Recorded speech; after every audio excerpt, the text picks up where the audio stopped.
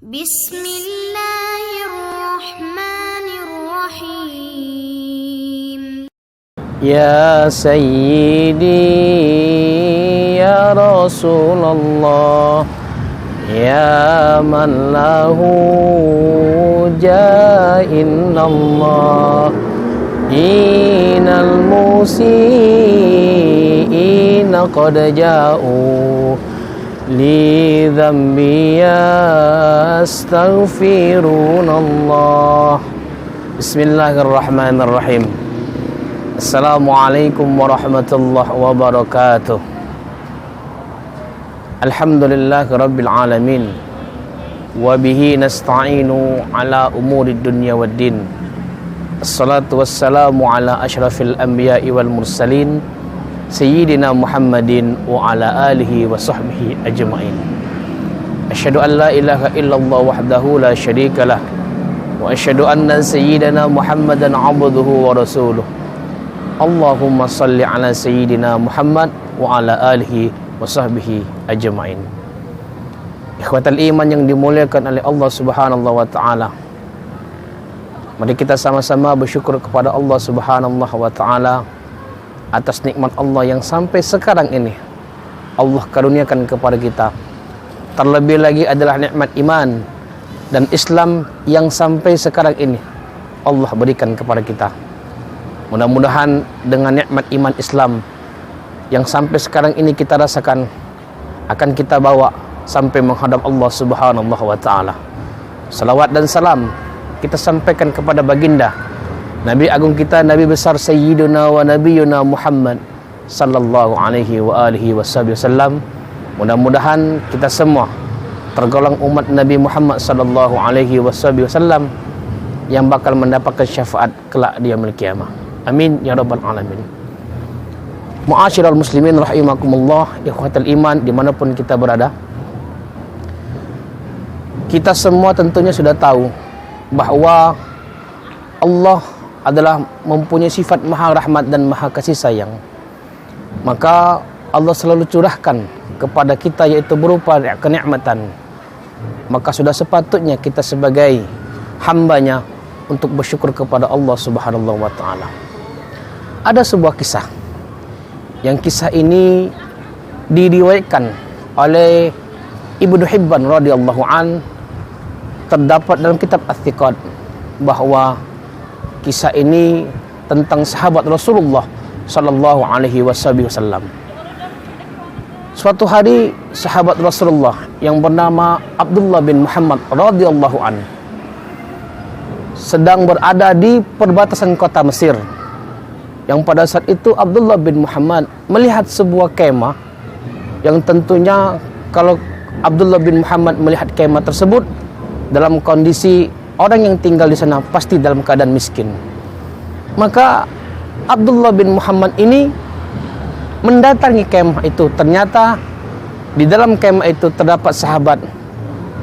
Dan waktu itu Abdullah bin Muhammad langsung melihat keadaan sahabat tersebut dalam kondisi tidak mempunyai tangan, dalam kondisi tidak mempunyai kaki, dalam kondisi matanya dalam keadaan buta, dalam kondisi pendengarannya sudah tidak bisa digunakan, bahkan bisa dikatakan tuli, tetapi lisannya selalu mengucapkan kalimat bersyukur kepada Allah Subhanahu wa taala.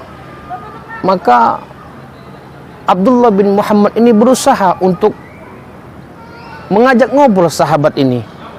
Akhirnya Abdullah bin Muhammad bertanya dengan agak sedikit nada keras karena tuli, karena sulit mendengarkan ketika ada orang yang ingin mengajak ngobrol.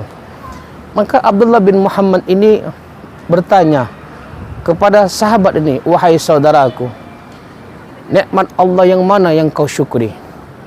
Lalu sahabat ini berbicara mengatakan kepada Abdullah bin Muhammad, "Wahai Abdullah bin Muhammad, sesungguhnya aku bersyukur kepada Allah Subhanahu wa taala karena Allah masih memberikan lisan untuk membimbingku mengucapkan kalimat alhamdulillah sebagai rasa syukurku kepada Allah.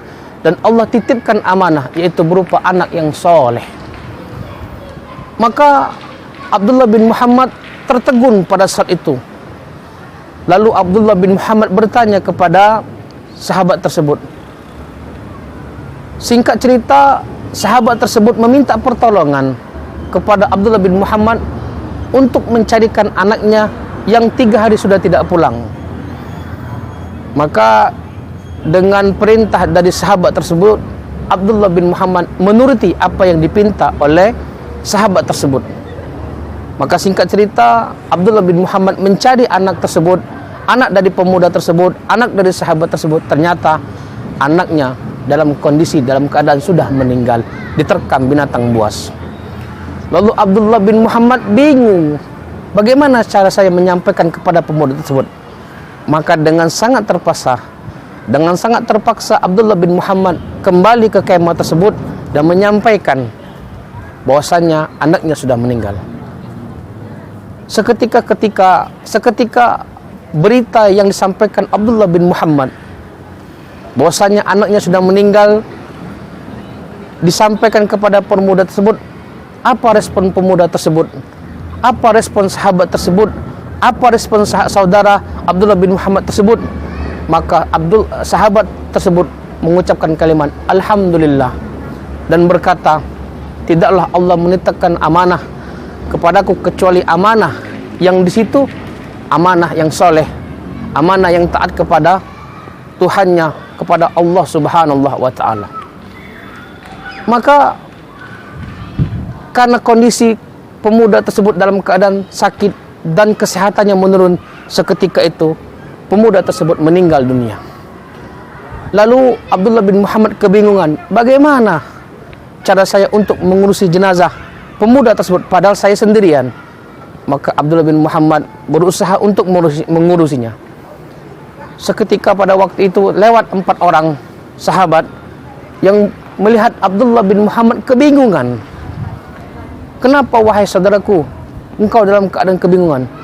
Wahai sahabatku, bahwasannya di dalam ada saudara kita yang sedang meninggal, tapi saya belum bisa mengurusinya karena saya sendirian. Maka dibantu oleh 4 sahabat tersebut. Maka seketika 4 sahabat itu melihat saudara yang meninggal tadi, subhanallah, terkejut bukan main 4 sahabat tersebut. Maka Abdullah bin Muhammad kebingungan, wahai saudaraku, bertanya kepada 4 sahabat tadi, kenapa engkau terkejut? Kenapa engkau kaget melihat wajah saudara kita? Sesungguhnya wahai Abdullah bin Muhammad, ini adalah Abu Qilabah. Abu Qilabah ini adalah sahabat Rasulullah yang terakhir, yang seketika pada zaman dia khalifah setelah Nabi Muhammad SAW, maka Abu Qilabah ini menolak untuk diberi jabatan, yaitu jabatan seorang hakim atau qadi pada saat itu, yang menentukan hukum di antara manusia. Dengan tawaduknya, akhirnya dia menolak dan dia pindah ke Mesir. Subhanallah. Maka diurusilah jenazah dari Abu Qilabah ini dan dikuburkan dan mati dalam keadaan husnul khatimah. Lalu apa hikmah yang kita ambil dari cerita ini, ikhwatan iman yang dimuliakan oleh Allah? Bahwasannya dalam kondisi apapun, maka kita sebagai umat Nabi Muhammad, sebagai hamba Allah Subhanahu wa ta'ala, wajib mensyukuri atas nikmat yang Dia berikan kepada kita. Wajib mensyukuri atas nikmat yang Allah berikan kepada kita, yang Allah anugerahkan kepada kita. Terlebih lagi adalah nikmat sehat dan juga nikmat kesempatan.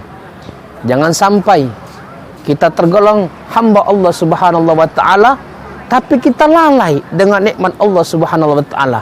Maka kita disinggung oleh baginda Nabi besar Muhammad sallallahu alaihi wasallam.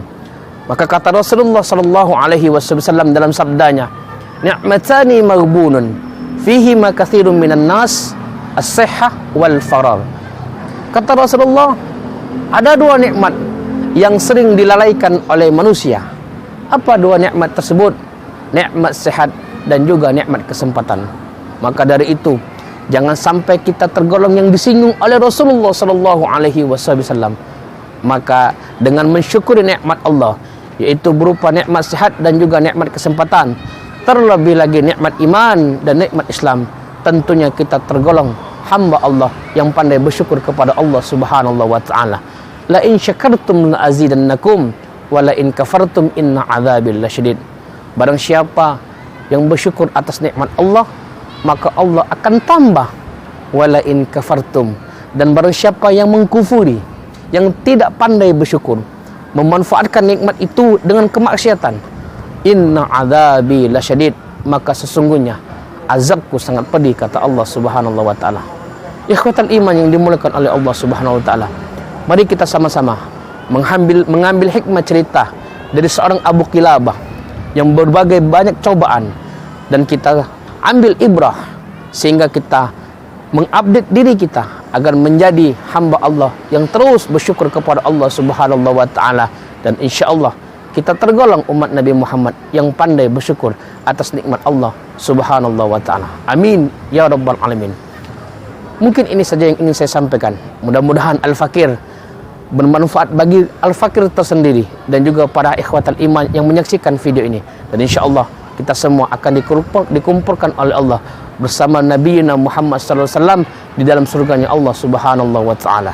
Amin ya rabbal alamin. Minta maaf segala kekurangan. Wallahu muwaffiq ila aqwamit thariq. Assalamualaikum warahmatullahi wabarakatuh.